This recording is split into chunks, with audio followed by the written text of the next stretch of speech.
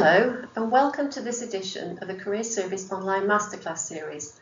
My name's Karen Parkhouse and I work as a careers advisor at Newcastle University. Today I'm going to be talking about graduate training schemes. Graduate training schemes, or programs as they're sometimes known, have a high profile in the graduate job market. They can be a great way to start your career and are a popular option for many graduates. However, the competition for entry is often fierce, and their many benefits can make it easy to overlook other equally satisfying and rewarding graduate jobs. In this short session, I'm going to explain what is a graduate training scheme and the main differences between a graduate scheme and a graduate job. We'll also look briefly at who offers them, and I'll be giving you some hints and tips for finding and applying for opportunities. We hope this session will help you to decide whether this is a path you want to explore further, and if so, provide some key advice to improve your chances of success. We won't be able to cover everything, so afterwards, if you'd like to discuss anything further, please call into the Career Service to speak to us.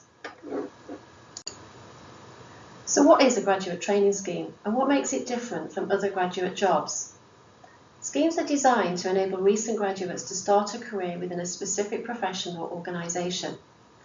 Typically, they provide hands-on graduate level experience of different aspects of a role and the business, alongside on-the-job and formal training.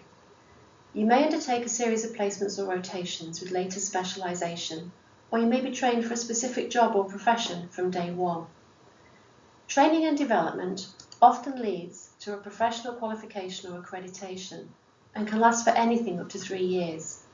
It's the structure and package of additional support that typically distinguishes a graduate scheme or programme from other graduate jobs. However, there are some other common features. Generally, schemes are offered by large, high-profile organisations. From the employer's perspective, they're an important means to recruit new talent and future leaders, and they want graduates who are looking for fast career progression. Large companies have big budgets, so you can expect a competitive package, and salaries tend to be relatively high compared with graduate jobs in smaller organisations. You may also be required to relocate. Some employers expect you to work at various locations in the UK, others may require you to be based in one place. In some cases, they may also offer opportunities to work abroad. If an employer has a large graduate intake, it's likely that you'll have the chance to socialise with your peers and the opportunity to build networks in different areas of the organisation. Applications are generally accepted from finalists, postgraduates and recent graduates, including career changers. However, the focus is usually on early career entrants. There are rarely different intakes for those with postgraduate qualifications, and direct application may be more appropriate if you already have extensive work experience. So where are the opportunities? Professional service providers are one of the biggest areas for recruitment and include the banking sector, finance, consultancy and law firms.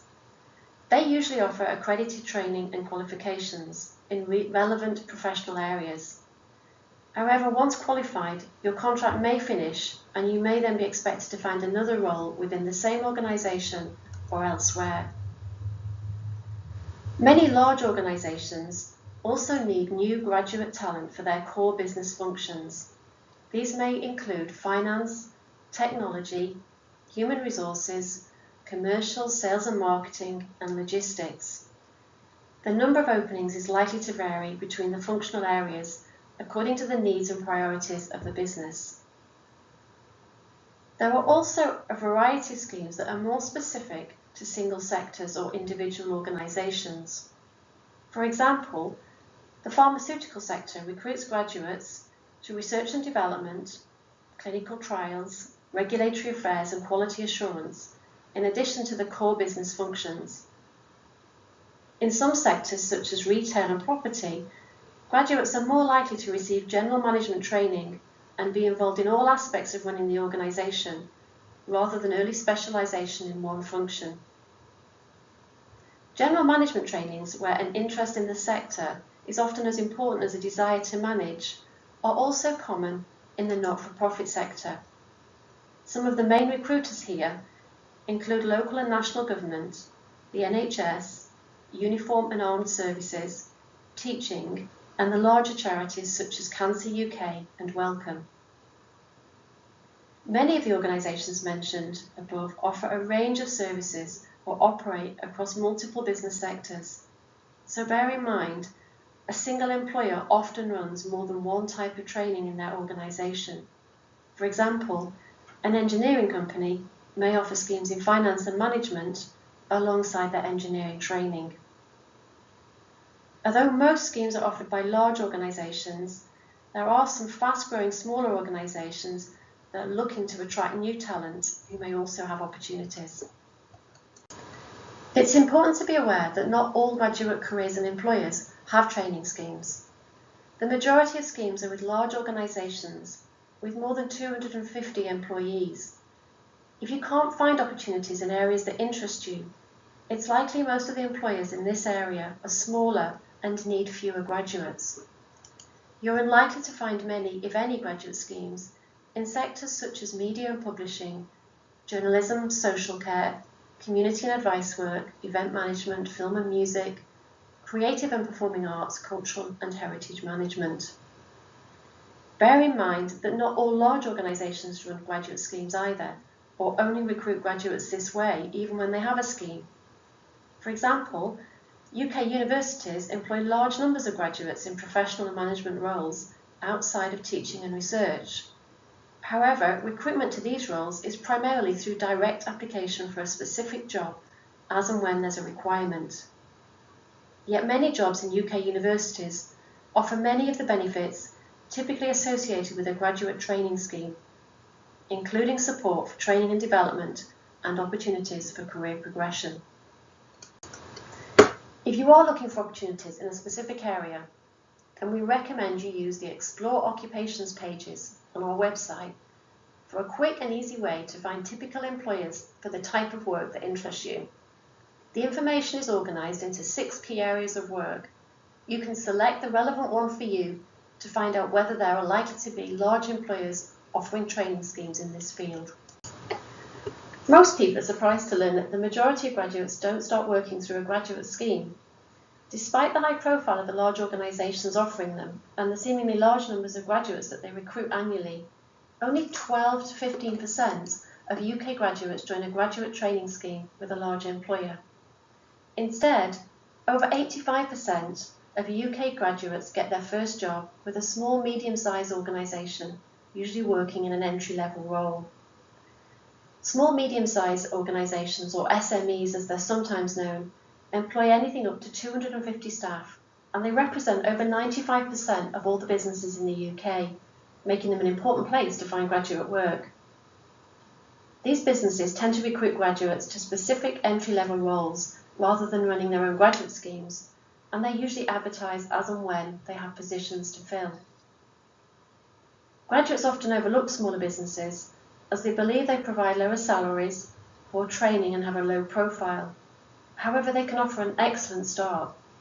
Working with smaller organisations, graduates often have a role with more flexibility and responsibility than in a larger firm. You tend to find that startups have less hierarchy, so junior members of the team have more exposure to the company's decision makers than they would in a large organisation. This means you're more likely to gain experience in every part of the business, from finance and operations to sales and marketing. To find out more about finding a job with an SME, call into the Careers Service for a chat with one of our careers advisors or information staff. So where can you look for a graduate scheme? Most schemes are with large employers. These organisations have large budgets and therefore tend to advertise widely. This means you're likely to have to search several resources for the latest opportunities. Key websites listing training programmes in the UK include Prospects, Target Jobs, Inside Careers, the Times Top 100 and the Guardian UK 300. At the start of each academic year, they produce employer directories, and these are available to take away for free from the Careers Service. If you're interested in a specific employer, visit their website for up-to-date information on their current opportunities. Many employers also use social media to provide updates, so be sure to follow the relevant channels. The Career Service web pages are a great place to find vacancy sites. Look in graduate jobs for the main graduate recruitment sites and check Explore Occupations for opportunities in specific sectors or areas of work. We also recommend you register with Vacancies Online, our own job board. Here you'll find jobs and internships with organisations specifically interested in Newcastle University students and graduates. We update this daily, and it takes less than a minute to register for email alerts. Most employer directories and job boards, including Vacancies Online, categorise vacancies according to the type of work, the sector, and the location. You can use these categories to narrow your search. If you have an interest or an experience in a specific sector that might give you an advantage, consider targeting employers in this field. For example, a chemistry graduate applying for finance schemes might want to target businesses involved in scientific products or services. Remember, a single employer can run more than one type of training in the organisation, so it's always a good idea to check both work and sector categories. Most job boards are updated daily, so visit them regularly. Social media can be a great way to connect with employers that interest you and find out more about what they're looking for. Check our website for further advice on making contacts.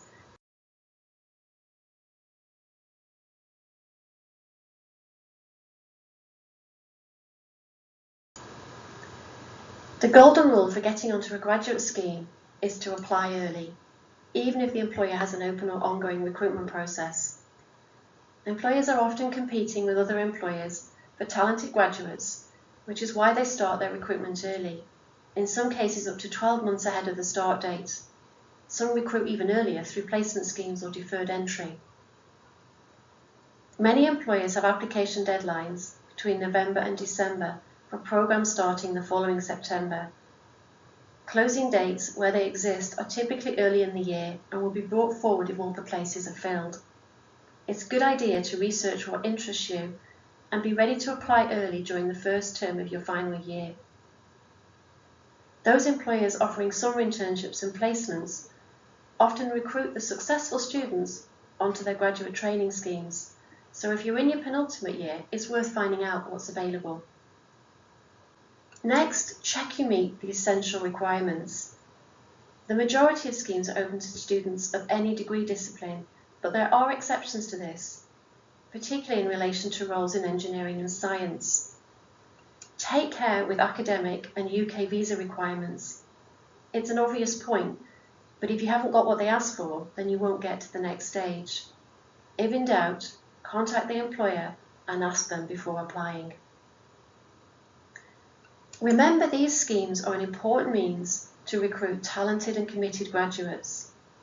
Whether you're applying for general management training or a specific role, the employers will expect strong evidence of an aptitude and interest for the work and the sector. Key behaviours often include teamwork, leadership, and problem solving. Always check their definition of the skills and qualities required. Although an advantage, relevant work experience is not always essential except in some cases, notably law and investment banking, where it is important. However, employers will be interested in what you've learned through extracurricular activities such as work experience, volunteering and societies, and how this relates to the job you want. Next, focus on quality and not quantity with your applications. Many students believe that applying for lots of different opportunities will give them the best chance of success. In practice, this approach is hugely time-consuming and rarely works. Be realistic about how much time you have and focus your efforts where you have the most chance of success. Make sure you have a well-informed and considered answer to why you want the job and what you understand about the business and its purpose. Employers provide lots of information to help you assess your suitability for the role. Use this before you apply, and it will help you to decide if it's the right opportunity for you and to know which aspects of your experience to highlight in your application. Finally, be prepared for the next stages and be ready for a quick response. It's not unusual to be invited to complete further assessments or interviews within days or even hours of applying. Okay, let's finish by looking briefly at the selection process. Schemes represent a significant investment of time and resources for the employers that offer them, so their expectations of new recruits are high, and the selection process reflects this. Recent feedback from the Times Top 100 Employers highlights the more common aspects of selection. Make sure you're clued up on the methods used and prepare as well as you can for each stage. Check out our other masterclass sessions for further advice. The majority of applicants are rejected at the first stage, so be sure to get feedback on your application from the Careers Service beforehand. If your application is successful, you can expect several rounds of interviews and assessments. Be prepared for psychometric tests, as these can crop up at any stage. The Careers Service offers advice on these and free access to practice tests. In the final stage, it's common to attend an assessment centre where, in addition to being interviewed, selection activities might include case studies, group tasks, role-play exercises, presentations and psychometric tests. You can sign up for our 1- and 3-hour workshops for hands-on experience of what to expect. Okay, so that's all we have time for today. We hope this session has helped you to understand the main differences between a graduate scheme and a graduate job and how to get onto a programme. If you'd like further help, please take a look at our website and call into the Careers Service to speak to one of our staff. You can use our drop-in service 11 to 4:30, Monday to Friday, no appointments needed. Remember, the competition for graduate schemes is generally very high, so if you do decide to apply, we recommend you make the most of the help available. Finally, remember too that only a small number of organisations have the resources to offer training schemes, and there are many other equally satisfying and rewarding graduate opportunities that the Careers Service can help you explore. So, thank you for listening and good luck with your job search.